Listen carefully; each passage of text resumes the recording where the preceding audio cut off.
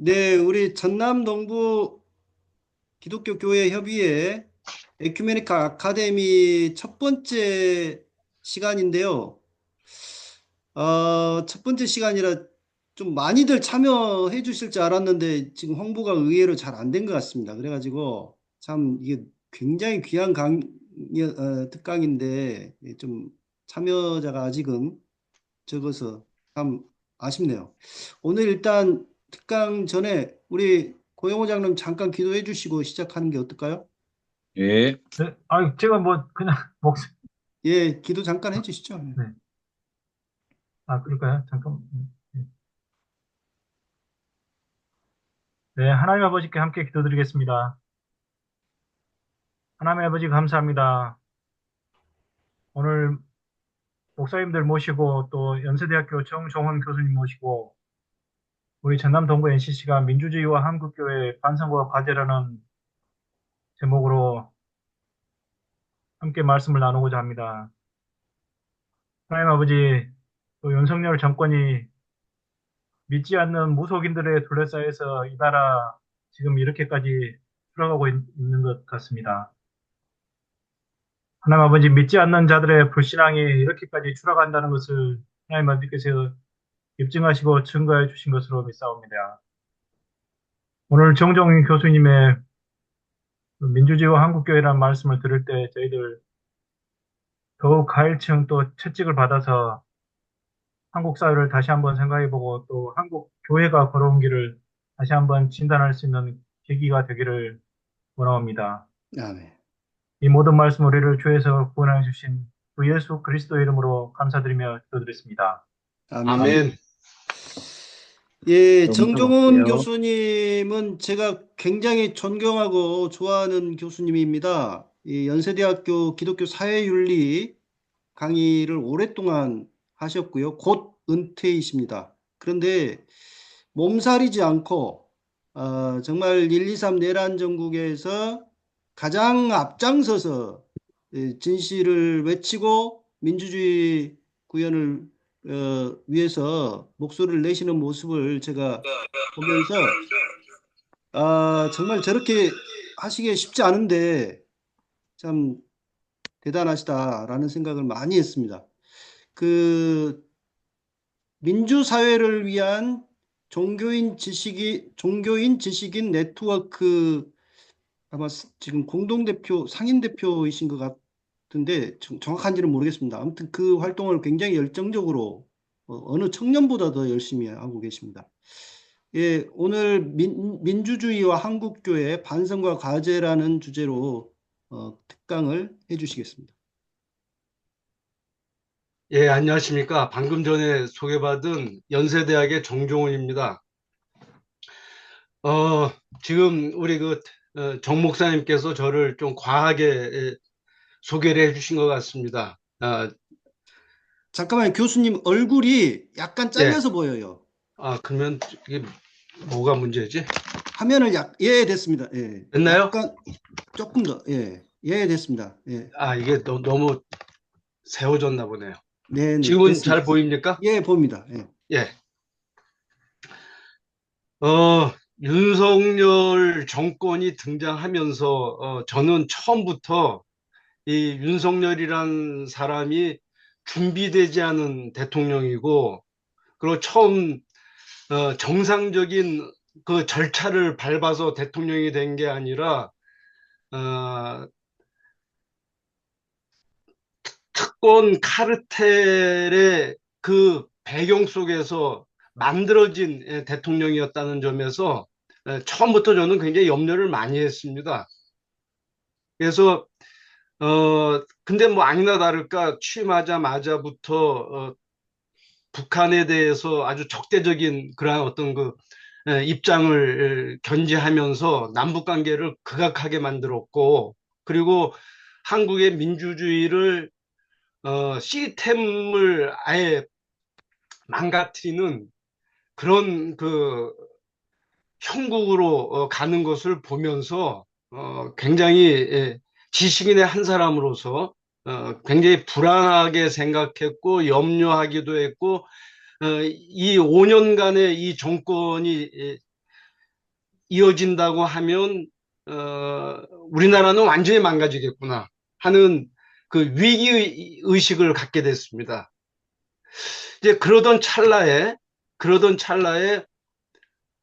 촛불 행동이 이제 주말 집회를 이제 진행하기 시작할 때 그때부터 저는 사실 동참했습니다. 그러니까 현역 교수로서 거의 매주 태평로에서 진행되는 그 촛불 행동 집회에 참석하는 사람은 사실 저 말고는 보질 못했습니다. 어, 그 모임에 이제 참석할 때 작은 모임을 하나 구성을 했는데요. 작은 모임을 구성한 게 아까 우리 정 목사님께서 소개한 민주사회를 위한 지식인 종교인 네트워크라는 그 모임입니다. 저는 이 모임에서 포럼 위원장을 하고 있어요. 그래서 저희는 한 달에 한 번씩 우리 내부 회원들이 대개는 이제 은퇴한 명예교수들이 대부분입니다. 그리고 목사님도 계시고 또 신부님도 몇 분 계시고 한데요. 예, 이분들이 다 정년하신 분들이에요. 그러니까 이 민주사회를 위한 지식인 종교 네트워크는 대개 이제 은퇴하신 분들이 그래도 이제 이 사회가 이렇게 나가는 거는 더 이상 방치할 수 없다라는 그런 어떤 지식인 또는 종교인의 책무의식을 갖고 이제 모이기 시작했던 거고, 근데 이제 그런 점에서는 의기투합이 됐고요. 근데 이제 현역들은 아무래도 좀 행동하는데 어려움이 있을 수밖에 없습니다.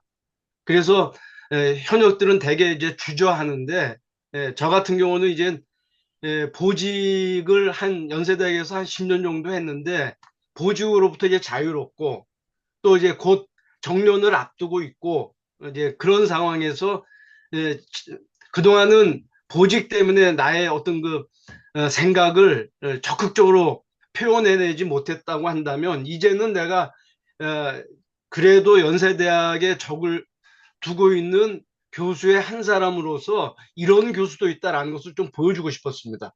그래서 이제 그 민주사회를 위한 지식인 종교의 네트워크 멤버들과 함께 매주 토요일 촛불행동, 촛불 집회에 참석을 했던 거고요.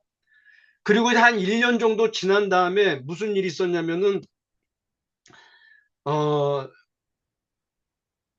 목회자들이 윤석열 정권에 대해서 비판하는 그런 어떤 1000명 성명서를 발표하게 되는데 그때부터 이제 같이 참여를 하게 됐습니다.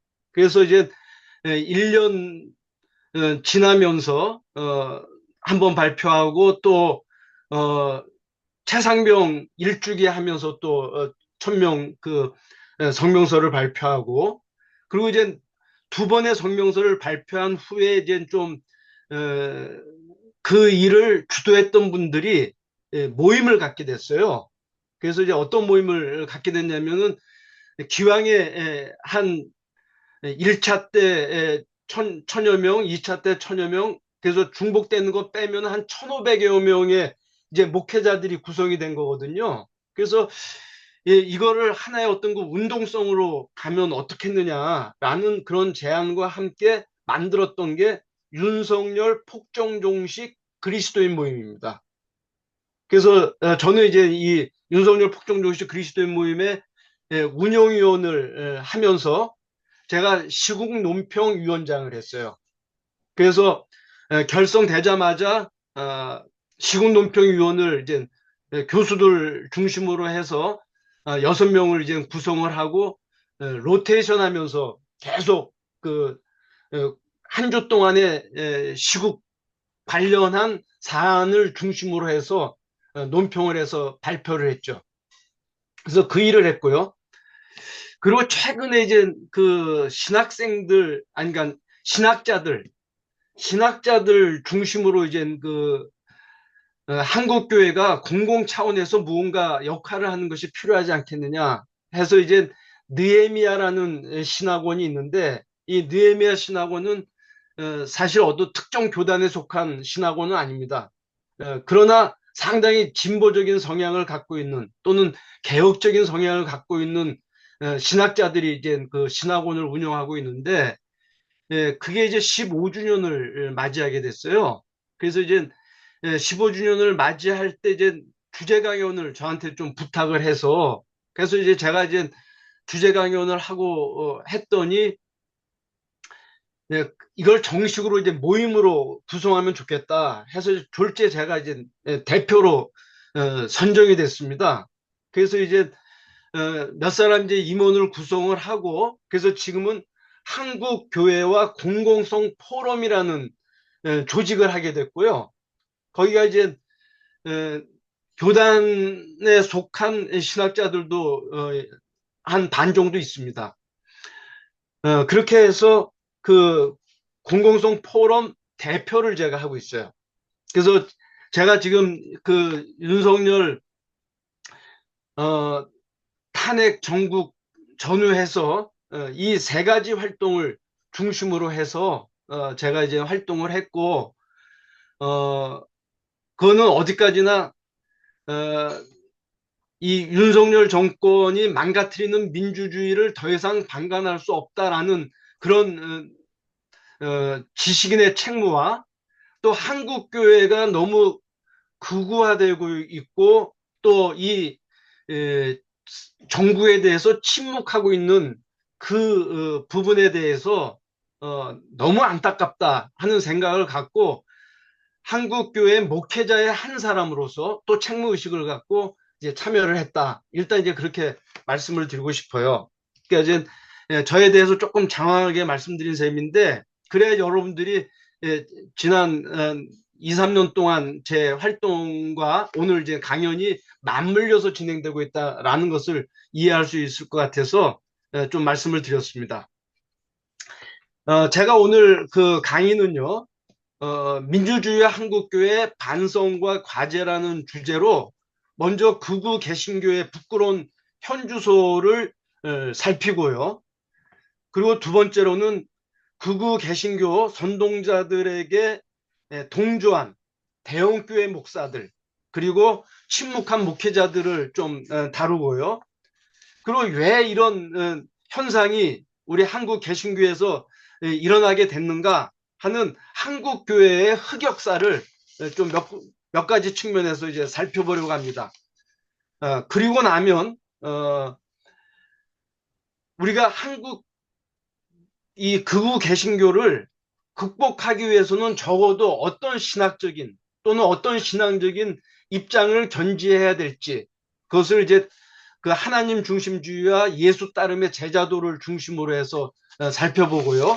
그리고 나서 마지막으로 건강한 민주주의를 위해서 우리 한국교회가 무슨 일을 어떻게 해야 될지 이렇게 제안하는 형식으로 해서 진행을 하려고 합니다. 먼저 극우 개신교의 부끄러운 현주소입니다. 지금 우리 한국 사회는요, 매우 혼란한 가운데 있죠. 혐오와 분열이 난무하고 있고 또 민주주의가 위협을 받고 있습니다. 제가 최근에 읽은 책 가운데 스티븐 레비츠키와 데니얼 지블렛이라는 사람이 민주주의가 어떻게 죽어가고 있는가라는 책을 2018년도에 출판을 했는데요. 그 책을 보면서 어쩌면 우리 한국 사회의 이 현재를 이렇게도 정확하게 묘사하고 있는가 깜짝 놀랐습니다. 그 내용은 이렇습니다. 민주주의의 규범이 거부당하고 있고 반대파를 국가의 적이라고 규정하고 있습니다. 또 야당 지도자를 범죄자로 몰아붙이고 있고 폭력을 암묵적으로 조장하고 있습니다. 시민의 자유를 침해하고 법제도를 임의로 악용하고 있습니다. 이게 이제 그 책의 그 극우 현상을 핵심적으로 요약한 것인데, 이게 우리 한국 사회에 그대로 맞물려 있지 않습니까? 제가 볼 때는 지금 그 윤석열 정권이 오히려 이 책을 벤치마크해서 극우적인 어떤 정권을 이루지 않았나 싶을 정도로 이렇게 아주 세계적인 극우의 현상과 우리 한국의 극우 현상이 아주 맞물려 있다 하는 것을 말씀드리고 싶습니다. 자, 이렇게 이제 민주주의가 위협을 받고 있는 그런 상황 속에서 한국 교회라도 세상의 소금이자 세상의 빛으로 자기 역할을 감당하면 좋을 텐데 동일하게 표류했고 지금도 표류하고 있다는 것입니다. 또 표류하는 정도에 머무는 것이 아니고 이 사회적 혼란을 가중시키는 그런 세력으로 일정 부분 역할하고 있다. 이게 오늘 한국교회의 현주소가 아니겠는가 이렇게 말씀드리고 싶습니다. 특히 이 12.3 개헌과 탄핵 정국을 거치는 동안 극우 개신교인들의 이 반민주적이고 폭력적인 그런 민낯이 그대로 노출되었죠. 서부지방법원 폭동에서처럼 민주주의의 법질서를 무시를 했고 또 청년 세대든 노인 세대든 불문하고 폭력을 동반하는 그런 돌격대로 활용하고자 했을 정도입니다. 자, 이런 그 상황 속에서 극우 개신교의 대표적인 세 그룹을 한번 살펴보려고 합니다. 첫 번째는 정광훈 정광훈이 주도하고 있는 이 태극기 집회죠. 대개 이제 언론에서는 이 정광훈을 이제 목사라고 지칭하고 있는데, 호칭하고 있는데, 이 사람은 목사가 아닙니다. 아시다시피 그가 속한 교단에서 면직된 사람이에요. 그렇기 때문에 이제 목사라고 불러서는 안 되는 것이죠. 그런데 적지 않은 언론들이 정광훈을 굳이 목사라고 호칭하는 이유가 있는 것 같아요. 그거는 한국 개신교회가 마치 정광훈을 필두로 해서 그와 같은 입장을 견지하고 있다라는 이미지 메이킹 차원에서 정광훈을 그렇게 이제 목사라고 그렇게 이제 호칭하고 있는 것이 아닌가 그런 말씀을 드리고 싶습니다. 그러나 제가 볼 때 이 사람은요 정치꾼이에요. 목사가 아니라 정치꾼이고 두 번째는 사기꾼입니다. 사기꾼. 어떤 점에서 정치꾼이냐면 이 사람이 20대 총선 당시 사랑제일교회를 배경으로 한 기독자유당을 창당을 했습니다. 기독자유당. 근데 그게 이제 비례대표를 배출하기 위해서 이제 기독자유당을 만들고 기독교 연고주의에 근거해서 혹시 3% 이상 비례 그 표를 획득함으로써 국회의원을 배출할 거다라는 그런 아마 욕망이 작동을 한 것 같아요.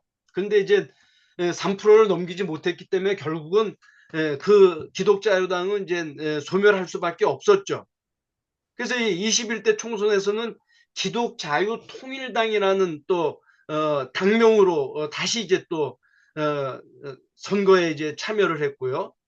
그다음에 22대 총선에서는 자유통일당이라는 당명으로 이제 참가했습니다.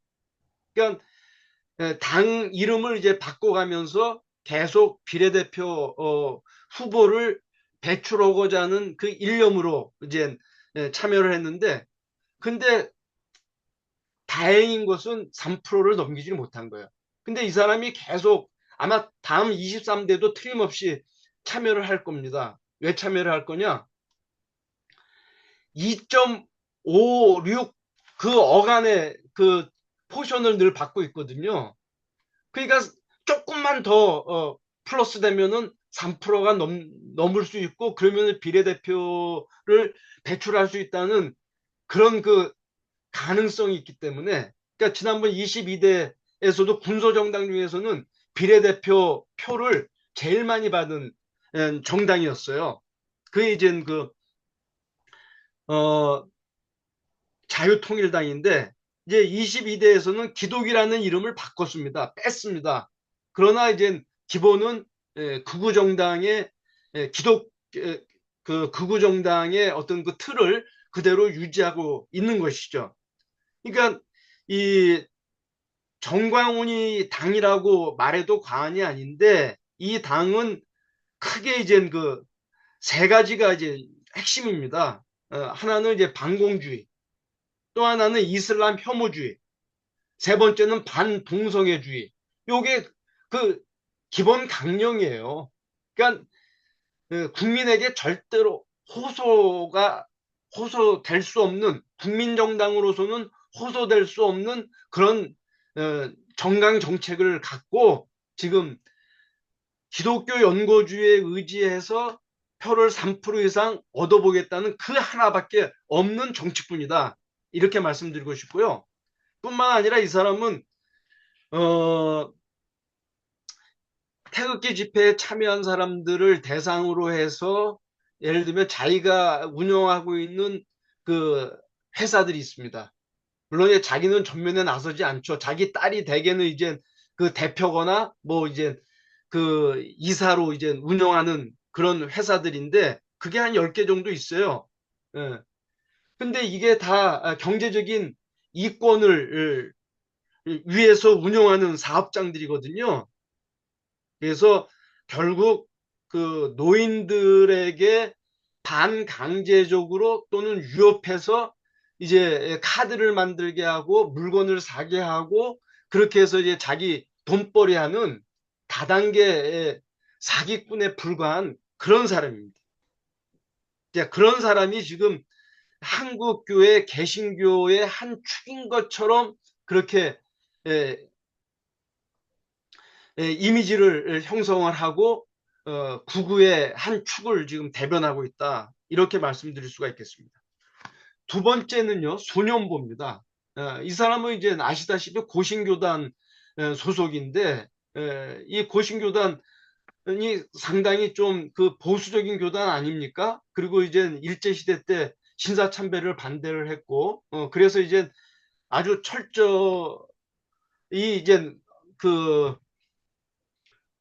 기독교의 어떤 그 정체성을 나름대로는 굉장히 견지하려고 애쓰는 그런 교단이라고 볼 수 있어요. 그러나 소년부는 자기 교단의 정체성을 갖고 있기보다는 그의 인간관계의 네트워크 속에서 규정된 변질된 목사가 아닌가 저는 그렇게 말씀드리고 싶어요. 왜냐면은 제가 정확하게 확인은 할 수 없지만 제가 들은 바에 의하면 소년보의 장인이 국정원 차장 출신이라고 합니다. 국정원. 그러니까 아마 국정원과의 일정 부분 네트워크가 형성돼 있다라고 생각이 돼요. 그가 작년 말 또 올해 초에 이제 그 교회에서 주일날 대회에서 설교한 그 설교 제목들을 보면요. 정말 가관이에요. 민주당 그 이재명 대표를 비난하는 그런 논조의 설교가 뭐 계속 진행됐었죠. 제가 제목을 한번 살펴보니까 거짓과 술수로 권력을 잡으면 부끄럽지 않나? 이재명이 죽어야 대한민국이 산다. 이재명 치하에서 배급받고 살지 않으려면 일어나 항거하라. 작은 행동, 위대한 역사, 이재명은 끝났다. 뭐 이런 식의 제목으로 이제 설교를 했던 사람이거든요. 그리고 이제 이 사람이 이제 세이브 코리아 집회를 이제 주도하지 않았습니까? 어, 그래서 기독교 국가를 만들겠다는 게 이 사람의 어떤 그 캐치프레이즈예요. 근데 사실 유럽의 기독교 문화 속에서 등장한 유럽 국가들조차도 더 이상 기독교 국가를 지향하지 않습니다.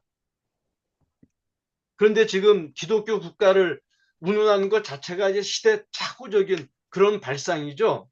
그게 이제 극우들의 대표적인 그 주장 가운데 하나가 이제 기독교 국가의 수립입니다. 자, 어찌됐건 간에 이 소년보가 이제 세이브 코리아라는 이름으로 이제 뭐 정치 집회를 이제 그동안 주도해 온 것이죠. 뭐 기도회를 하면서도 결국 이제 정치 집회로 이제 운영을 했던 것이고요. 심지어는 광주에서까지 세이브 코리아를 주도하지 않았습니까? 그러니까 예전에 세월호 가족들이 단식할 때 일베들이 폭식하면서 오히려 아파하는 이 세월호 가족들과 아파하기는커녕 조롱하고 했던 그런 과거 선례가 있는데, 광주에서 세이브 코리아 집회를 하고 기도회를 주관한다는 건 광주 민주화 운동에 참여했던 그 사람들, 그때 희생됐던 사람들, 그리고 그로 인한 지금 자긍심을 갖고 있는 민주 인사들과 광주 주민들을 모독하는 일이죠. 예.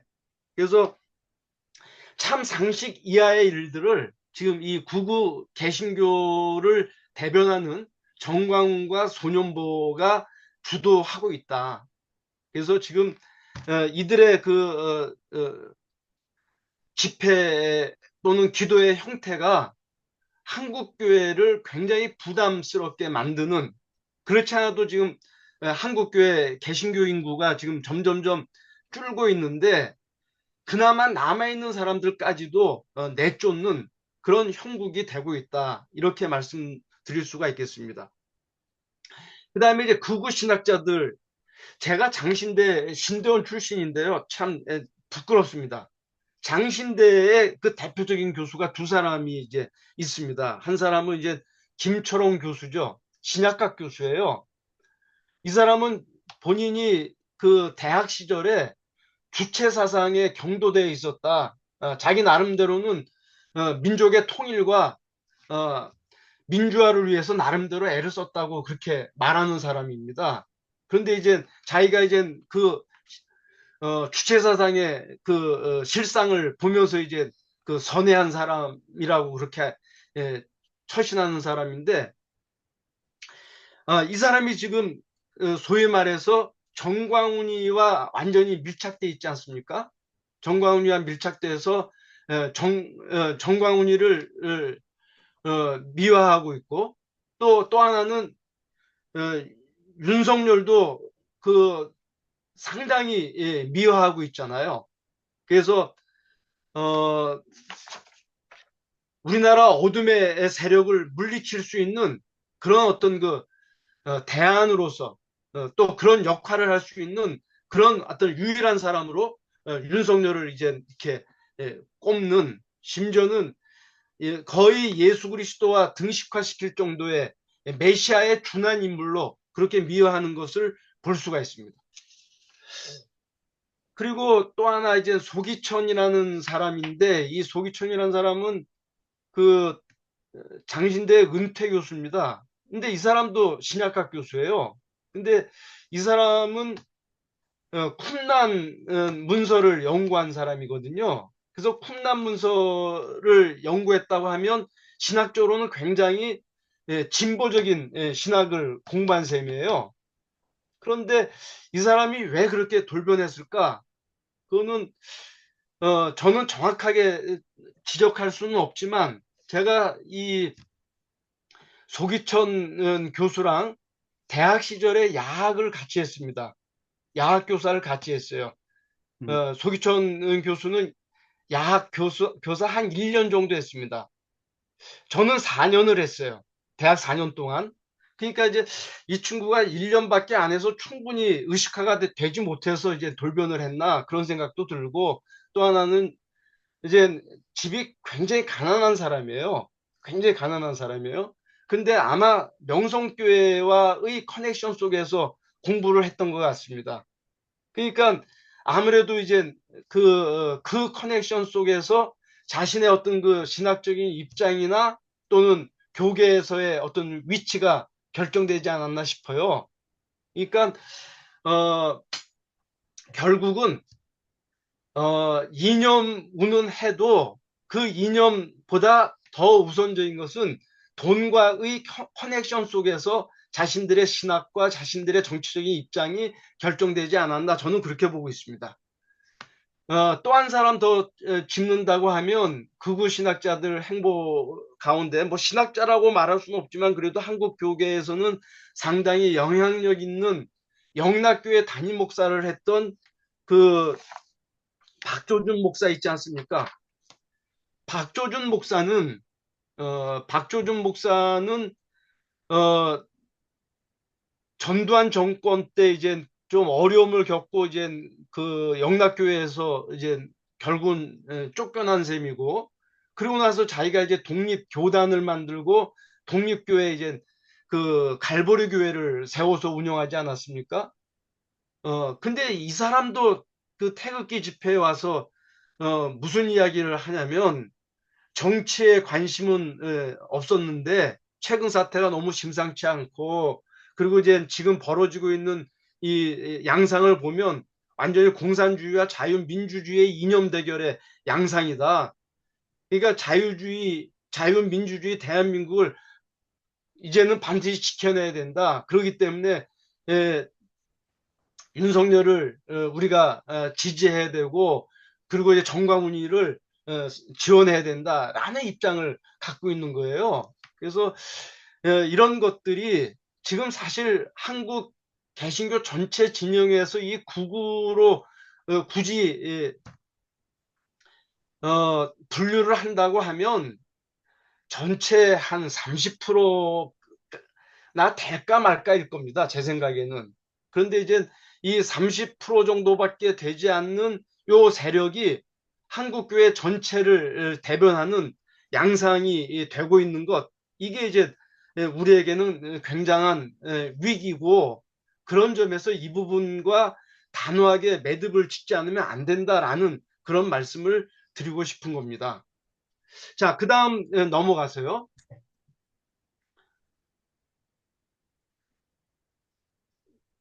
이 극우 개신교 선동자들에 대해서 대형교회 목사들이 적지 않게 동조하고 있고, 마치 자신들의 어떤 그 입장을 대변하는 돌격대처럼 그렇게 이제 활용하고 있는 부분이 없지 않아 있습니다.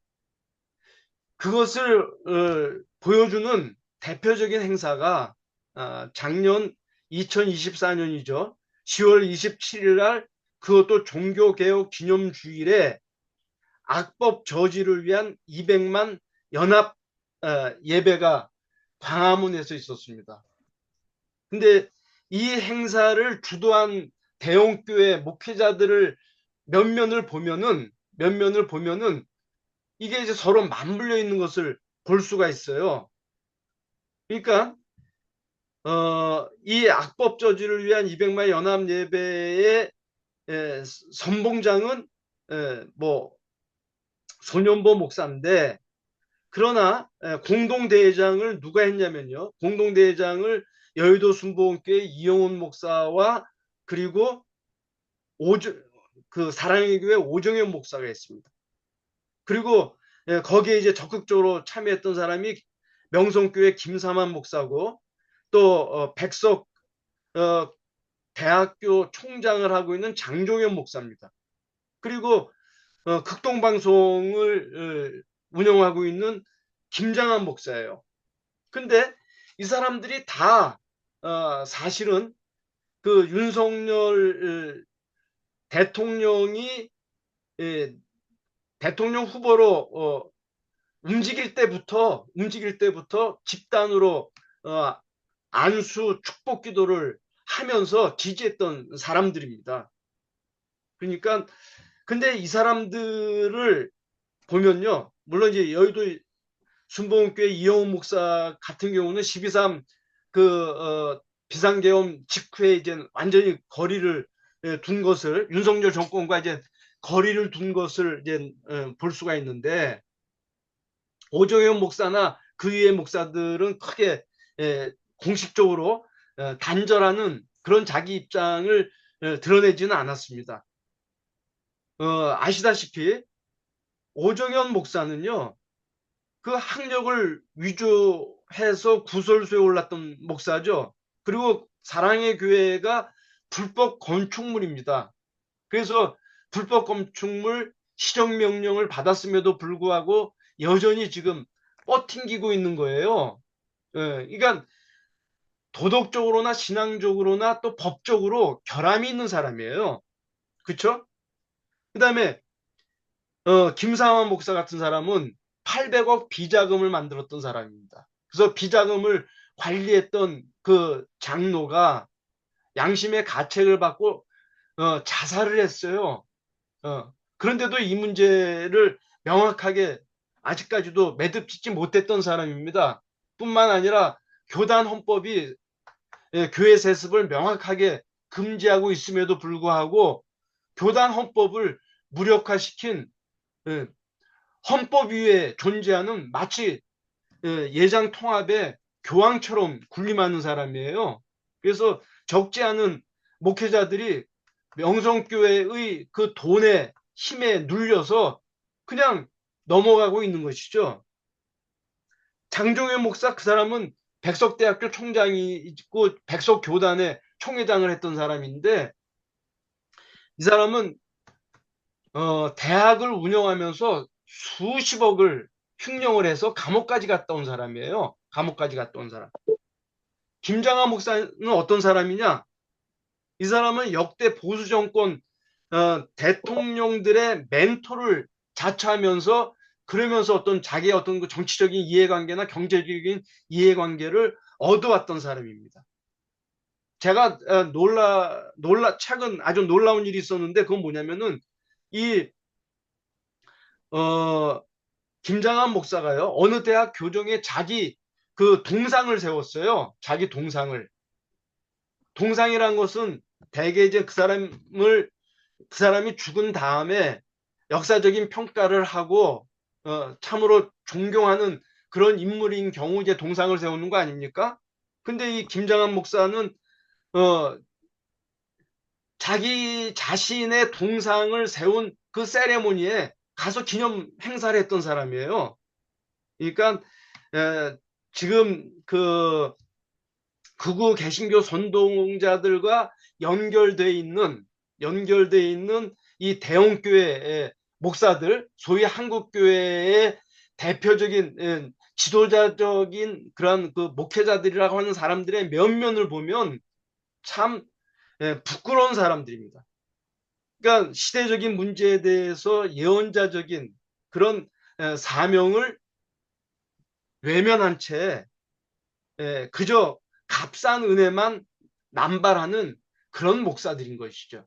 그래서 결코 한국 교회를 대표할 수 없는 그런 사람들임에도 불구하고 그런 사람들이 지금 대표 행세를 하고 있는 이것도 이제 우리의 안타까운 현 주소입니다. 그리고 이 대형교회 목사들이 윤석열 정권이 면피를 하고자 할 때마다 공간을 제공해서 그 환대하는 그런 모습을 여러 번 보여왔습니다. 이태원 참사 1주기 때는요, 유가족과 전혀 상관이 없는 그런 그 위로 예배를 개신교 교회에서 개최할 수 있도록 그렇게 이제 길을 마련해 줬고 또 22대 총선 10일 전 이제 부활절 예배가 있었는데 그게 이제 명성교회에서 있었습니다. 이 부활절 연합 예배 때 윤석열 대통령을 초대를 해서 거기서 자기 선거 그러니까 국민의힘 지지를 호소하는 그런 장을 만들어 준 거예요. 그런 장을. 그러니까 이런 게 참 부끄러운 부분이죠. 그리고 국가 조찬 기도회라는 게 있습니다. 국가 조찬 기도회에서 윤석열 대통령을 느헤미야 같은 지도자라고 그렇게 미화를 했던 것이 지금 이 대형교회 목회자들이 보여준 양상입니다. 그리고 윤석열 대통령이 탄핵을 받고 잠시 구속됐을 때 그때 감옥에 성경책을 이렇게 넣어준 사람이 있습니다. 그게 이제 김진홍 목사 아닙니까? 김진홍 목사. 역시 이제 같은 맥락에 있는 사람들이에요. 그래서 하여튼에 지금 한국 교회의 대형 교회 목사들이 보수 정권 친화적인 건 사실인데, 이거는 완전히 말도 안 되는 윤석열 정권에 대해서 지지하고 지원하고 옹호하는 그런 역할을 하고 있다는 것, 이게 참 부끄러운 일입니다. 그리고 지금 한국 대다수 교회 목회자들은 사실 이 윤석열 정권에 대해서 이렇다 저렇다 무슨 표현을 못 합니다. 표현을 못 해요. 그러니까 어떤 점에서는 한국 교회의 교인들 가운데 극우화된 또는 우파적인 성향을 갖고 있는 교인들이 포진해 있는 것에 어떤 점에서는 그런 분위기 속에서 예언자적인 설교를 감히 하지 못하는, 그래서 침묵할 수밖에 없는 그런 게 이제 한국교회 대다수 목회자들의 현 주소다. 이런 말씀을 드리고 싶습니다. 다시 말하면은 자신의 어떤 목회 생명을 유지하기 위해서 스스로 예언자적인 설교를 절제하는, 또는 문제가 될 만한 그런 메시지는 자기 검열을 통해서 걸러내는, 그게 오늘 한국교회의 현실이고, 그런 점에서 지금 한국교회 전체가 마치 묻어서 극우 이 선동자들과 함께 가고 있는 것처럼 그렇게 이제 이미지가 형성되어 있는, 이것이 이제 오늘 현 주소다라는 것을 말씀드리고 싶습니다. 이야기가 조금 길어지고 있는 것 같은데요. 조금 이제 간단하게 이제 넘어가도록 하겠습니다. 그 다음 극우 개신교를 만들어낸 한국 교회의 이제 흑역사를 몇 가지 측면에서 살펴보려고 합니다. 첫 번째는 일제 강점기 신사참배입니다. 이 신사참배는 국가의식이라고 그렇게 말하고는 있지만, 사실은 기독교인들에게 있어서는 기독교 신앙의 정체성을 접는 우상숭배인 것이거든요. 근데 이제 그것을 물론 일제의 어떤 여러 가지 탄압과 어떤 그 위협이 있기 때문에 어쩔 수 없이 그 강압적인 상황 속에서 그 신사참배를 가결했다고 말은 하지만, 그러나 그거는 기독교 정체성의 포기와 맞물려 있는 것이었다라는 것을 우리가 인정할 수밖에 없는 게, 태평양 전쟁 당시 한국 교회의 대부분은 전쟁을 지지하고 지원하는 역할을 했던 것이거든요. 승전을 위한 기도회, 승전을 위한 예배를 개최를 했고, 또 전쟁 채권을 구매하도록 그렇게 이제 권했고, 심지어는 젊은 신도들에게는 학도병이나 정신대로 나갈 것을 이제 독려하지 않았습니까? 그래서 결국은 제국주의의 어떤 그 도구로 전락했던 그런 흑역사를 갖고 있습니다. 그런데 이 부분에 대해서 해방 이후에 한국 교회가 적극적으로 청산했느냐? 청산하지 못했던 겁니다. 두 번째는요, 서북 청년단과 반공주의입니다. 아시다시피 1946년에 한경진 목사가 심우하는 그 영락교회 청년부 회원들, 그 다음에 대학부 회원들이 주축이 되어서 만든 게 서북청년단입니다. 이 서북청년단은 북한에서 이제 그 재산을 강탈당하고 또는 종교적인 자유를 박탈당한 사람들이 이제 월남을 하면서 이제 그 공산주의에 대한 어떤 그 체험적인 극악한 경험, 공산주의로 인한 극악한 경험, 이것이 이제 반공을 이제 주장하는 아주 강한 어떤 그 배경이 되는데요. 그래서 한경진 목사가 이 서북청년단의 결성 당시 그들을 축하하고 격려했다는 것이죠. 예. 그리고 이 서북청년단이 제주 4.3 때 이제 출동을 해서 군인 경찰 못지않게 그보다 더 극악한 위치에서 무고한 민간인들을 학살하는데 앞장선 것이죠.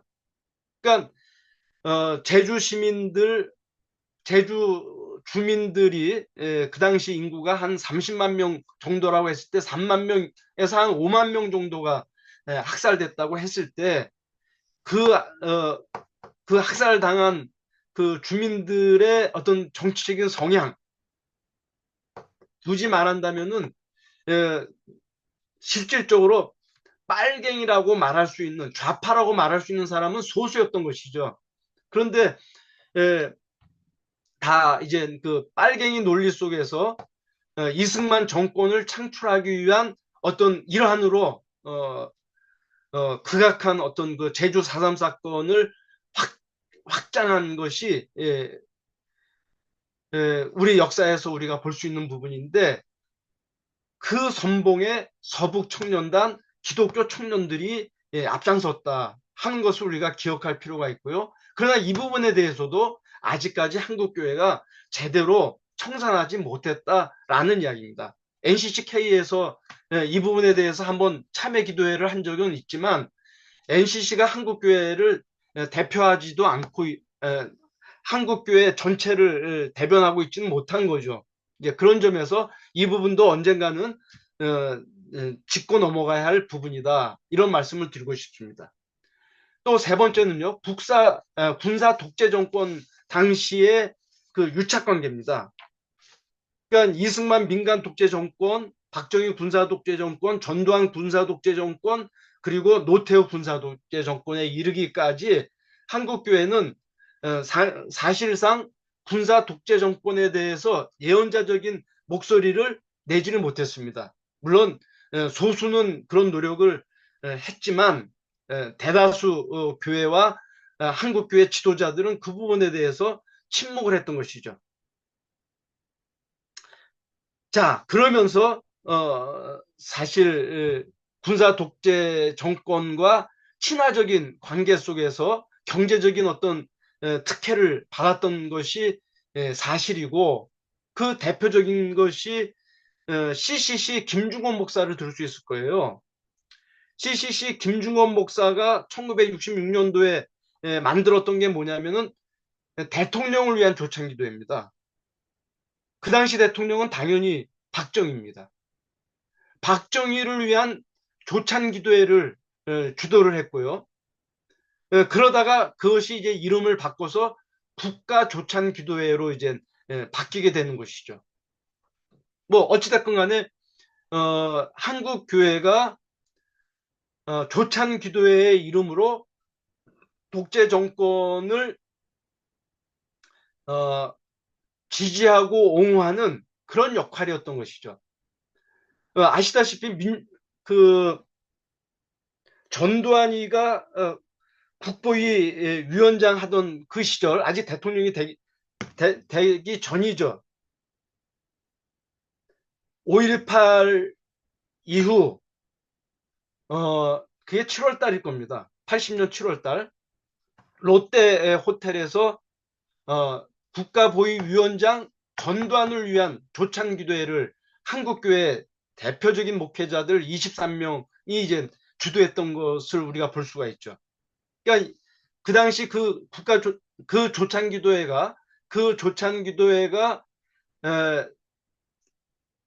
텔레비전에서 실시간으로 보도됐던 것은 전두환이 대통령으로 등장하기 전에 이렇게 한국교회가 자기를 지지하고 있다라는 것을 보여주기 위한 일환이었던 거예요. 그래서 근데 이 부분에 대해서도 아직 한국교회가 제대로 참여하지 못했다 하는 것을 볼 수가 있습니다. 그 다음에 네 번째 짚고 싶은 게 이제 한기총입니다. 한기총. 이 한기총을 직접적으로 만들게 된 배경은요, 1988년 NCCK가 민족의 통일과 평화에 관한 한국 기독교의 선언을 발표합니다.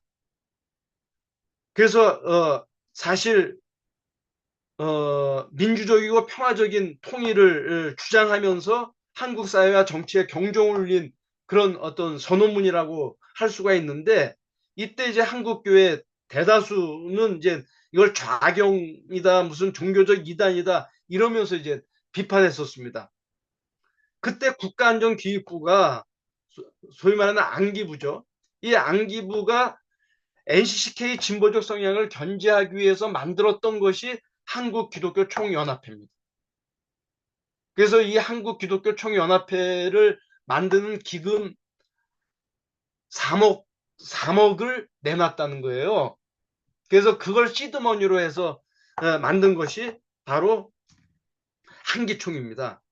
지금은 이제 한기총이 이제 뭐 워낙 극우화돼 있어서 그 사이에 이제 뭐 한교연이 만들어졌고, 한국교회연합, 한교연이 또 이제 그 제 기능을 못한다고 생각하면서 한국교회 총연합을 또 만들었죠. 그래서 지금 한국교회 전체적인 그 기관을 보면 한국기독교교회협의회 NCCK가 있고, 그 다음에 이제 그 한국교회 총연합 한교총이 있고, 또 한국교회 연합 한교연이 있고, 한국기독교 총연합회 한기총이 있습니다. 근데 아시다시피 한국기독교 교회 협의회 빼놓고 나머지는 뭐 거의 뭐 보수적인 성향을 갖고 있고, 사실은 극우에 가까운 성향을 갖고 있다고 해도 과언이 아닌 그런 상황입니다. 그러니까 한국교회가 이런 흑역사를 제대로 청산하지 못하면서 결국은 이런 토양에서 극우 개신교가 발흥하고 있고 여전히 활동하고 있다. 저는 이렇게 말씀드리고 싶습니다. 자, 그러면요, 이 극우 개신교를 극복할 하나님 중심주의와 예수 따름의 제자도 요걸 한번 살펴보도록 하겠습니다. 요거는 그냥 넘어갈게요. 지금 한국교회 흑역사를 배경으로 하는 개신교인들의 현실은 물신주의와 번영주의가 그 흉행하고 있고, 그 다음에 이제 그 어떤 액세서리 신앙, 그러니까 그 뭐라고 할까요? 삶으로 표현되는 신앙이 아니라 자기의 삶 있어도 그만 없어도 그만인 어떤 자기 도구화된 그런 어떤 신앙으로 축소화되어 있고 왜곡되어 있고, 그 다음에 이제 반공주의를 집착하고 있고, 그리고 이제 자기와 다른 것에 대해서는 굉장히 그런 배타적인 성향을 갖고 있는 이런 어떤 그 개신교 다수의 이런 현상들도 한국교회 흑역사를 제대로 청산하지 못해서 생긴 현상이다라는 것을 말씀드리고 싶습니다. 그 다음으로 이제 넘어가겠습니다. 우리 한국 초창기 한국교회 현실을 보면요, 그래도 상당히 긍정적인 역할을 했던 것을 볼 수가 있습니다. 양반과 쌍놈, 천민이라는 이 신분 차별 사회에서, 그리고 또 여성을 차별하는 그 남성 가부장 사회에서 자유와 평등, 인간 존엄의 민주주의 토대를 마련한 것이 바로 초창기 한국교회였습니다. 그리고 19세기 말 20세기 초 어떤 그 한국교회 안창호, 윤치호 등 저명 인사들을 중심으로 해서 협성회가 만들어지고, 협성회에서 이제 토론회를 시도하고, 또 거기에서 이제 그 대한제국을 대한민국이라는 국민 주권의 국가로 이행하는 그런 과정에 공헌하기도 합니다. 또 3.1운동 당시에는 한국교회가 민족의 자주독립과 사회동포적 평화를 위해서 적극적으로 참여했던 것을 우리가 볼 수가 있고요. 그 다음에 3.1운동 직후 이제 상해 임시정부에 참여한 주요 인사들을 보면 뭐 김구 선생이라든지 이승만, 김규식, 이동용 뭐 면면을 보면 다수가 개신교 신도들이었습니다. 더군다나 임시정부의 어떤 어, 핵심이라고 말할 수 있는 삼균주의, 정치의 균등, 경제의 균등, 교육의 균등, 이 삼균주의를 주창했던 인사가 상동교회 전덕기 목사로부터 세례를 받은 조수왕 선생입니다. 그래서 이런 것들을 미뤄본다고 하면 한국교회는 초창기 한국교회는 나름대로 굉장히 선도적인 역할을 했던 것을 볼 수가 있죠. 그리고 박정희 유신 독재 정권 당시에도 민주화운동 또는 노동운동, 평화통일운동 부분에서 소수이지만 그래도 예언자적인 역할을 했고 또 민주화운동을 하다가 도피처가 필요한 사람들을 보호하는 그런 역할도 적지 않게 했었습니다. 그래서 그래도 이런 역할을 할 수 있었던 배경에는 저는 두 가지가 작동했기 때문에 첫째는 하나님 중심주의가 분명히 살아 있었고 또 하나는 예수 그리스도를 따르고자 하는 제자도 이것이 살아 있었기 때문에 가능했다라는 이야기를 하고 싶습니다. 그 다음으로 넘겨보세요.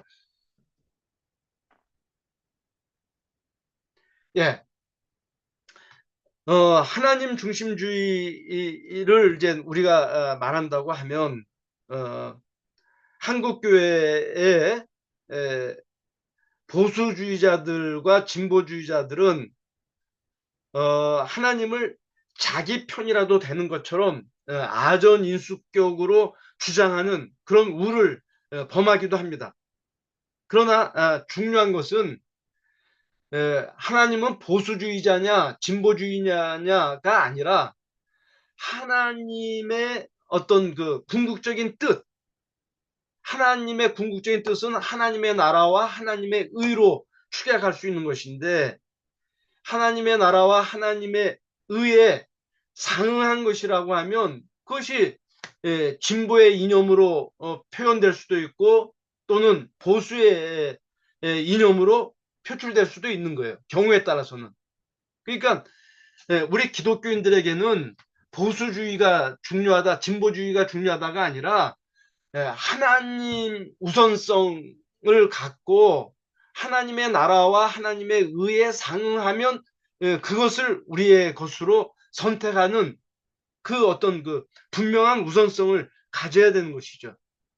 그러니까 성경에서 모세가 여호수아에게 좌로나 우로나 치우치지 말라 하는 그 말이 이제 하나님 중심주의를 대표하는 말이라고 할 수가 있을 거고요. 그것을 예수께서는 먼저 하나님의 나라와 의를 구하라. 그리하면 너에게 이 모든 것을 더하시리라. 마태복음 6장 33절의 말씀으로 표현했던 것이고 바울은 먹든지 마시든지 무엇을 하든지 하나님의 영광을 위하여 하라. 이 말로 이제 그 하나님 중심성을 표현했다고 말할 수가 있겠습니다. 그래서 이 세상에 어떤 것도 다 상대적인 것이고 하나님 앞에서는 한계를 지닌 것이다 라는 것을 명확하게 할 때 우리가 이 극우 개신교를 극복하고 또 우파와 좌파 또는 진보와 보수의 한계를 극복할 수 있다라는 것을 말씀드릴 수가 있겠습니다. 그 다음에 우리가 예수 그리스도를 고백할 때 특히 이제 예수 그리스도의 세 가지 직무를 이야기할 수 있을 것 같습니다. 예수의 세 가지 직무는 왕으로서의 직무, 그 다음에 제사장으로서의 직무, 그리고 이제 예언자로서의 직무죠. 그래서 구약의 왕은 백성 위에 군림해서 백성을 다스리고 심지어는 백성을 억압하고 착취하는 그런 어떤 그런 왕으로 이제 돌변하지 않습니까? 그러나 예수는 다스리는 왕, 억압하고 착취하는 왕이 아니라 오히려 섬기는 왕으로 이제 사회적인 어떤 약자들 또는 가난한 자들, 그다음에 따돌림 당하는 자들, 죄인으로 취급당하는 자들을 사람으로 어, 어, 어, 사람으로 대접하는 그런 어떤 왕의 섬기는 왕의 역할을 했던 것이고요. 그다음에 구약의 제사장이라고 하는 것은 하나님과 인간 사이에 어떤 죄로 막힌 담을 화해하는 역할인데 이 화해를 위해서 결국은 동물을 잡아 죽이거나 곡식을 태우거나 이러면서 이제 화해 역할을 했던 것이죠. 그러나 동시에 그 제사장들은 재물을 자신의 어떤 어, 먹거리로 삼고 생계 수단으로 삼은 부분도 없지 않아 있습니다. 그러나 예수는 어떤 점에서는 자기 자신을 대속의 제물로 바친 자기를 희생한 그런 제사장인 것이죠. 그런 점에서 구약의 제사장과는 좀 차별화된 그런 모습을 우리가 발견할 수가 있습니다. 또 구약의 예언자들은 하나님의 메시지를 받아서 그대로 전달하는 역할로 자신의 모든 그 역할을 다했던 것이죠. 그러나 예수께서는 하나님의 메시지를 전했을 뿐만 아니라 그것을 삶으로 살아낸 언행일치의 예언자였던 것을 우리가 볼 수가 있습니다. 자, 그런 예수를 따르는 크리스찬들, 예수의 제자로서 살아야 하는 크리스찬들은 그러면 어떻게 이제 그 현실 삶의 자리에서 따라갈 것이냐? 당연히 사회적인 소수자들, 약자들을 섬기는 그런 역할을 우리가 감당해야 되는 것이고요. 그다음에 계급과 계층으로 나뉘어진 양극화된 그런 세상에서 그것을 화해시키는 그런 역할을 우리가 감당해 내야 되는 것이고, 그 다음에 정의가 무너지고 인권과 또 민주주의가 왜곡되는 그런 상황 속에서 예언자적인 그런 역할을, 그래서 민주주의와 인권, 정의, 평화, 생명을 대변하는 그 예언자의 역할을 감당해 낼 때 비로소 우리는 이 극우화된 개신교, 또 너무 우파로 쏠려 있는 이 개신교를 어느 정도 자정할 수 있는 그런 어떤 역할을 할 수 있지 않겠는가 하는 것을 말씀드리고 싶습니다. 자, 이제 마지막으로 건강한 민주주의를 향한 한국교회의 과제입니다. 저는요, 이번 12.3 이 비상계엄 과정을 보면서 정말 그 과정 속에서 우리 한국교회가 벤치마킹 할 것이 참 많다. 이런 생각을 했습니다. 민주시민들이 계엄군의 총과 탱크 앞에서 생명을 걸고 저항하는 그 모습을 우리가 보면서 한국교회는 기독교 신앙의 본질 위에 굳건히 서서 불의에 맞서는 그런 예언자적인 그리스도인이 되도록 그렇게 교인들을 교육하는 그런 과제가 이제 우리에게 있다라는 것입니다. 또 제복을 입은 군인과 경찰이 민주 시민의 일원으로 스스로 절제된 행동을 보였던 것이죠. 마찬가지로 한국교회는 목회자들이 바른 목회를 하는 그런 주체가 될 수 있도록 신학교 교육과 교회 내적인 그런 구조를 새로이 구축하는 그런 과제가 있다라는 것입니다. 또 국회가 신속히 대응을 해서 비상계엄 해제를 결의했잖아요. 마찬가지로 한국교회는 교단의 어떤 그 총회나 노회가 교회 헌법을 거스르는 세력에 대해서 또는 어, 어, 한국 사회의 어떤 그 대사회적인 또는 대경제적인 뭐 여러 가지 문제들이 대두될 때의 교회의 입장을 정확하게 표출하는 그런 어떤 그 입장을 만들어가는 어떤 민주적인 가치와 그런 어떤 절차를 세워나가는 그런 어떤 그 과제가 부과되어 있다. 이렇게 말씀드리고 싶고요. 또 하나는 12.3 이 전후에서 SNS와 언론이 실시간으로 작동을 해서 그 상황을 국민들이 바로 접하고 판단할 수 있게 만들어준 것이거든요. 그래서 물론 이제 대형 언론들이 그 역할을 제대로 하지 못한 우리 한국교회 아니 한국 사회 이제 대형 언론들의 문제가 있지만 그러나 적어도 교계 언론은 어, 어떤 그 진실을 보도하는 또 예언자적인 목소리를 담아내는 그런 어떤 정론 지필의 어떤 그 언론이 될 수 있도록 하는 그 과제가 필요하고요.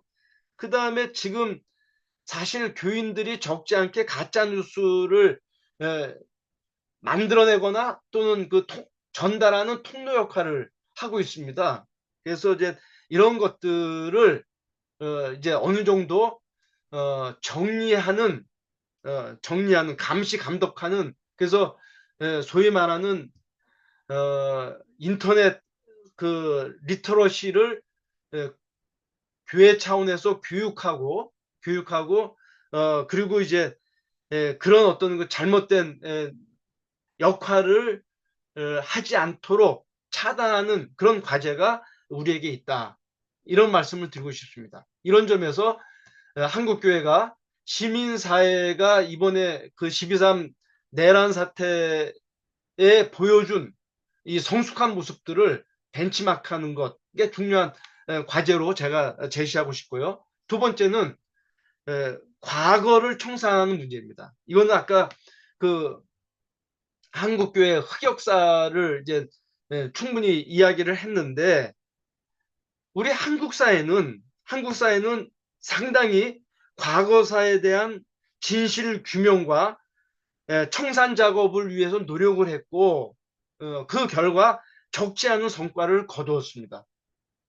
그 아시다시피 5.18 민주화운동 진상조사 특별위원회를 필두로 해서 친일 반민족 행위 진상규명위원회라든지 제주 4.3 사건 진상규명 및 희생자 명예회복위원회라든지 경찰청 과거사 진상규명위원회라든지 국가정보원 과거 사건 진상규명을 통한 발전위원회라든지 진실화해를 위한 과거사 정리위원회 또 최근으로 말한다면 여수 순천 진상규명 및 희생자 명예회복위원회 이런 것들이 지금 가동이 되고 있지 않습니까? 또 가동하면서 상당한 이제 성과를 거두었고요. 아직도 이제 진행 중에 있고 이제 그런데 한국 사회가 과거 청산하는 그런 노력이 있었기 때문에 이번 12.3에서 발빠르게 대처할 수 있는 그 어떤 배경이 됐고 에너지로 작동할 수 있었다라는 것입니다.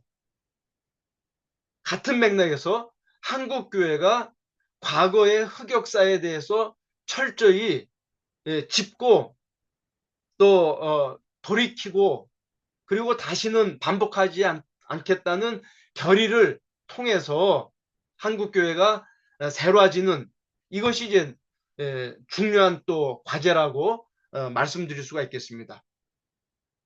또 세 번째로는요.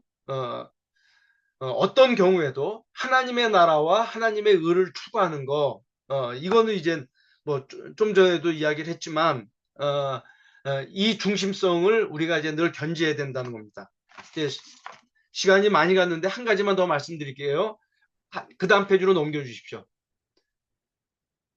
제가 정말 한국교회에 이제 제안하고 싶은 것 중에 하나는 뭐냐면, 공공신학위원회를 조직해서 운영하는 겁니다. 아, 독일 교회는 1945년 5월 8일 2차 세계대전에 항복하면서 이제 완전히 이제 그 새로운 길로 이제 전환하게 되는데, 그 전환하는 과정 속에서 독일 교회가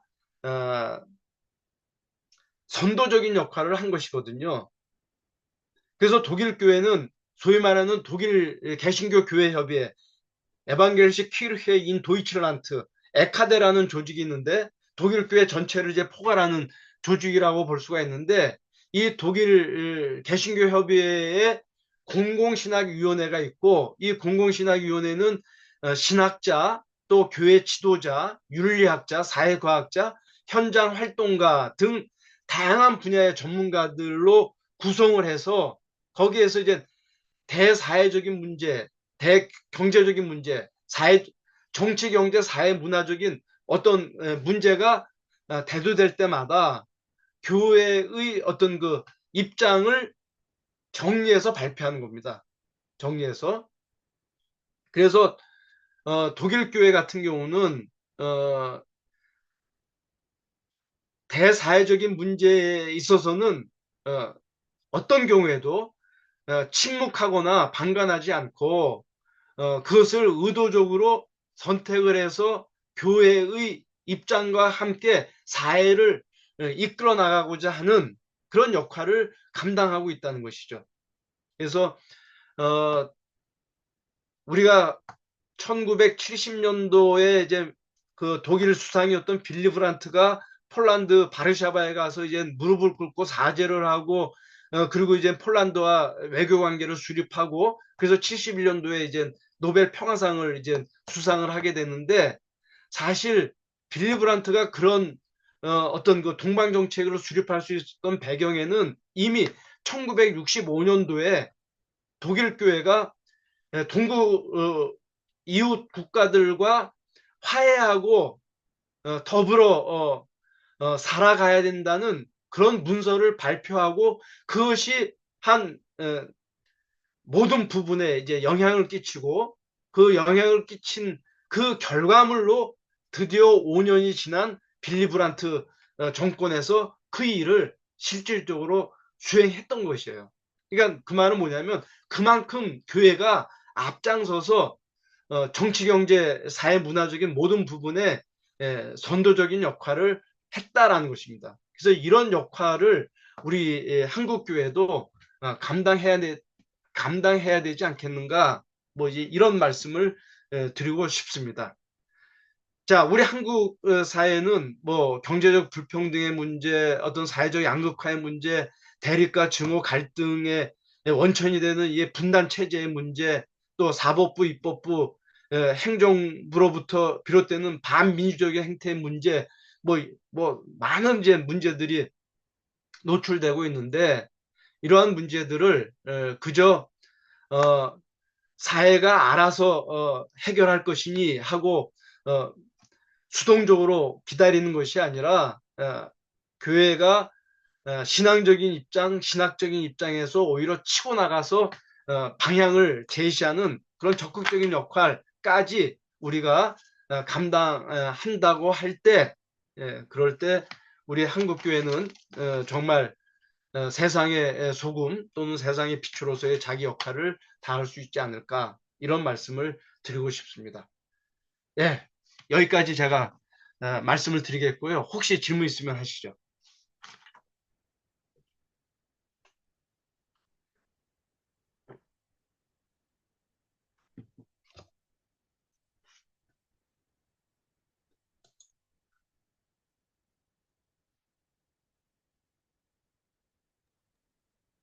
네, 음소거를 해제하시고 질문을 해 주십시오.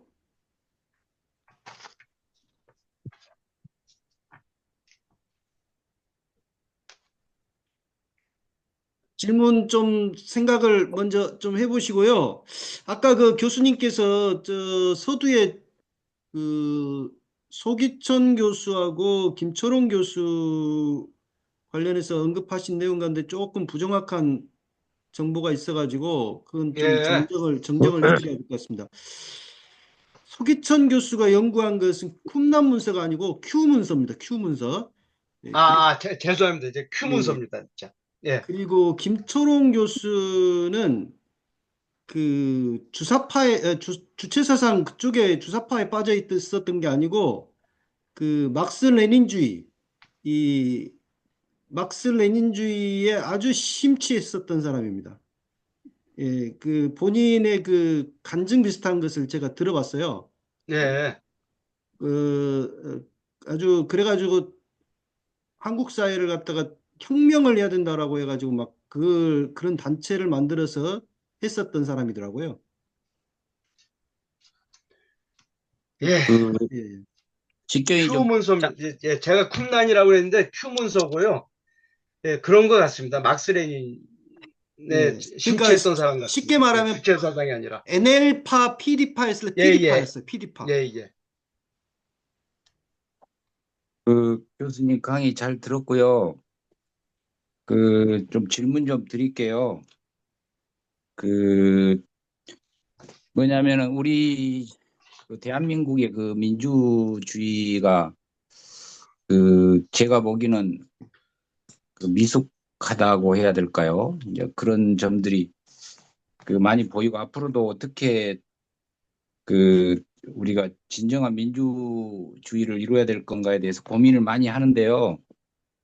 그 제가 식경이 좀 짧아서 잘은 모르지만 신생 민주주의 국가들의 그 제도나 그 모델들을 통해서라도 우리가 배워야 되는데 첫째는 그 지금 개헌 논의가 이렇게 이제 계속 되고 있는데요. 그 뭐 핵심적으로 말씀드리고 싶은 것은 그 국민이 주도하고 국민이 진정 그 주인이 될 수 있는 그러한 그 민주주의 제도가 모델로 어떻게 삼아야 될지 그, 그 마을 공화국이라든지 그 시민의회 그래서 그 국민 투표제를 활성화시켜서 그 대통령 중심이 아니라 그 주민들이 그 자연스럽게 정치에 참여하고 정부가 아니고 그 주민들이 이렇게 주도할 수 있는 그런 정치적인 생태를 가질 수 있다면 어떻게 해야 되는 것인지 그 예를 들자면 선거제도 개혁 같은 것들도 그 좀 필요하지 않는가 싶기도 하고요. 뭐 전반적인 헌법의 개혁 내지는 개정을 좀 끊임없이 해나가는 그런 구조로 좀 넓게 갔으면 좋겠다는 생각이 듭니다. 우리나라의 민주주의는 그 아주 좀 뭐라 그럴까요? 못된 민주주의에 대한 서구 민주주의 그것도 선진국의 민주주의를 본딴 것 같아서 그 북유럽 이제 그 중에서도 북유럽이라든지 그 좀 신생 그 민주주의의 그런 그 바람직한 국가들 물론 우리나라에서도 예를 찾을 수 있는데요.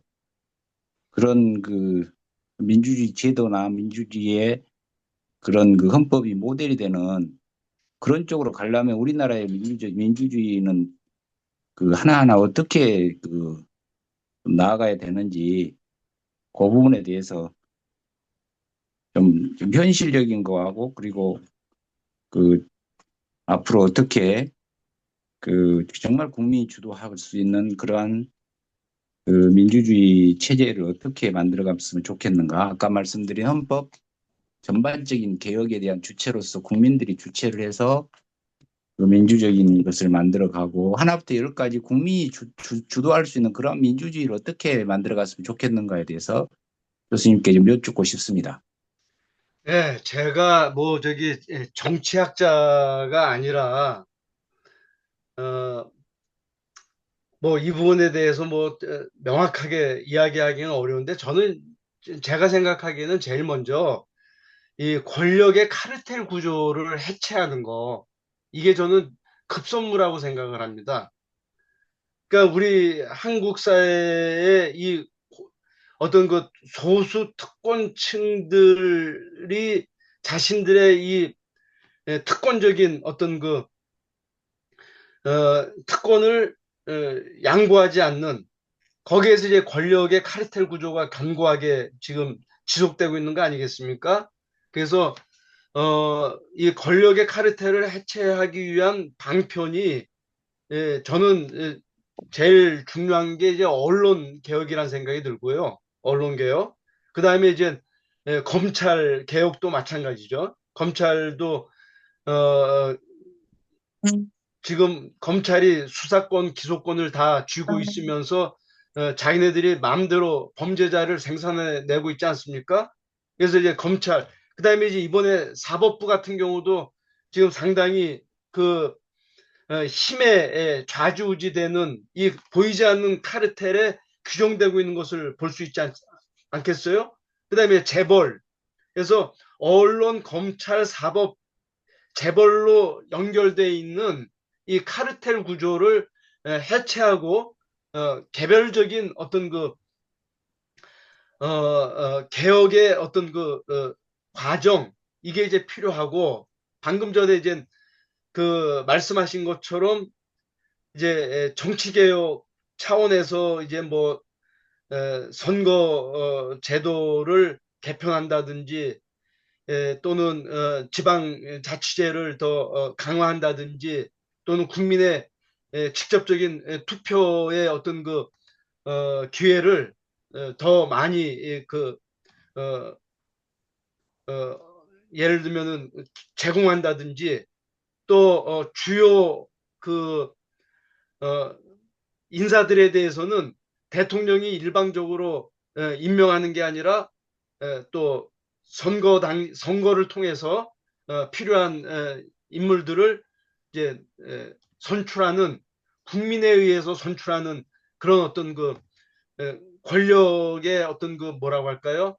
분점이라고 할까요? 이런 노력을 하는 것이 필요하다. 뭐 이 정도 막연하게 저는 말씀드릴 수밖에 없을 것 같은데요. 그 저기 국민이 주도하게 되면은 그 모든 문제가 해결이 된다고 보거든요. 그런데 그 뭐 이제 우리도 법을 우리가 가장 중요한 그 합의인 법을 우리가 만들어가고 우리가 그 개정하고 끊임없이 그렇게 만들어 가게 되는 국민이 주인인 그 세상이라고 말은 하면서도 그 실제적으로는 그렇지 못한 부분들이 너무 많고 의식적으로도 그 잘못된 사고방식들을 많이 갖고 있는 것 같더라고요. 그래서 그 기본적으로 우리가 주인인데 왜 저들이 종이 주인 노릇을 하고 있는 그런 그 잘못된 그런 사회로 가고 있고 거기에 길들여져 있는지, 그 어떻게 보면은 가장 어렵고 힘든 밑바닥에 사는 사람이 가장 위대하고 훌륭하고 그분들이 주인이 돼야 되는데 거꾸로 가고 있는데, 그것을 그 가장 핵심인 그 우리나라의 기본적인 그 헌법을 우리들이 만들어가면서 바꿔갈 수 있지 않을까. 다양한 예를 들면 한 20세, 18세 이상으로 대통령을 우리가 뽑는다든지, 모든 헌법은 다 우리들이 주도해서 마을공화국처럼 그렇게 해나가는 것이 바람직하고 그게 촛불혁명이라고 보거든요. 근데 닥쳐가지고 어려울 때 그때 막 저항군들에게 그 총들 우리 몸을 갖다가 날리고 그러지 말고 끊임없이 우리가 주인이 되고 다수 그 국민들이 그렇게 그 주인이 되는 그런 세상으로 가야지 바람직하지 않는가 그런 생각이 들고요. 더 나아가서는 우리보다 더 큰 위대한 자연과 생태가 더 주인이지 않는가 그런 생각을 하게 됩니다. 그래서 지극히 그 뭐라 그럴까요? 그 정말 하늘에도 양심과 정직과 그리고 모두가 함께 공생할 수 있는 그러한 그 좀 그 위대한 민족, 위대한 그러한 그 좀 그 성숙된 그런 사람으로서 살아가는 것이 전 세계에 보여줄 수 있는 게 아닌가 싶은데, 요즘은 저는 우리나라 국민들도 이제 위대한데 너무 그런 부분에 좀 잘못되게 이렇게 운명화돼 가지고 가고 있지 않은가 그런 생각이 언뜻 들어서요. 저부터서도 가장 밑바닥에 있는 사람을 위주로 그렇게 하는 살아가야 되고 그분들에게 생각으로 맞춰서 가게 되면은 훨씬 더 행복한 세상이 오지 않을까 싶은데. 네. 그 모든 국가의 민주주의 헌법의 이제 기본은 이제 국민주권 그렇죠. 아닙니까? 국민주권. 그렇죠. 어, 그런데 이제 우리나라의 경우는 지금 말씀대로 이제 대개 이제 선거할 때 한번 주인 행세하고 선거할 때 주인 행세하고 그리고는 이제 그 위임된 사람들이 이제 국민의회 군림해서 주객이 전도된 상황이 지금까지 연출이 된 거죠. 연출이 된 건데 그게 이제 물론 제도의 문제도 있을 겁니다. 그런 점에서 이제 제도를 이제 바꿔 나가는 노력을 해야 될 거고요. 그래서 이제 예를 들면 그 언론을 개혁하기 위해서는 언론이 거짓 보도를 한다든지 뭐 하는 것들에 대해서는 뭐 굉장한 징벌적인 그런 어떤 제재를 해야 된다 보는 거고 그다음에 언론을 맹목적으로 지금 어, 재정적으로도 이제 지원을 해주고 있는데 이제 그런 것들도 일정 부분 이제 차단하는 그런 노력을 해야 될 거고요. 검찰의 수사권, 기소권 이거 분리 명확하게 해야 될 거고요. 그다음에 사법부 같은 경우도 배심원 제도를 국민들이 최종 판결에 이제 관여하는 배심원 제도라든지 또는 판사도 그 유럽 같은 경우는 시민 판사 제도가 있습니다. 시민 판사. 그래서 어, 어떤 재판을 하는 과정 속에서 임명받은 판사가 있고 그다음에 이제 자원에서 시민 판사가 이제 뭐 그 이제 임기가 이제 뭐 어, 잠정적인 임기를 갖고 있지만 어찌됐건 간에 월급을 받지 않고 참여하는 시민판사입니다. 그래서 이 시민판사 제도를 도입하는 것 이런 것도 이제 그, 어떤 제도적인 어떤 변화의 한 부분일 수 있고요. 그 다음에 이제 뭐 검찰총장이라든지 대법관이라든지 이런 사람들을 우리가 직접 투표로 이제 뽑고 여의치 않을 때는 언제든지 소환할 수 있는 탄핵 시스템을 구축을 하고 이제 이런 것들이 이제 제도적인 그 변화라고 생각이 돼요. 근데 이제 이거는 뭐 제가 볼 때는 정치학자들이 또는 그 헌법학자나 이제 법학자들이 이제 이 부분에 대해서는 좀 심도 있게 논의를 해야 되겠죠. 근데 지금 말씀대로 핵심은 국민이 주인이다. 여기에 포커스를 맞출 수 있는 제도가 이제 구축이 돼야 되겠죠. 근데 제가 이제 우리 국민이 연세대학교 이제 헌법 교수 이야기 들어보면 우리나라 그 헌법이 그렇게 뭐, 수준이 떨어지지는 않는데요. 그런데 이제 결국 어, 동일한 법이라 할지라도 그것을 운영하는 주체들이 어떻게 운영하느냐에 따라서 달라지는 거거든요. 그러니까 에, 제도가 문제가 아니라 사람이 더 문제다. 그런 이야기를 합니다. 근데 교수님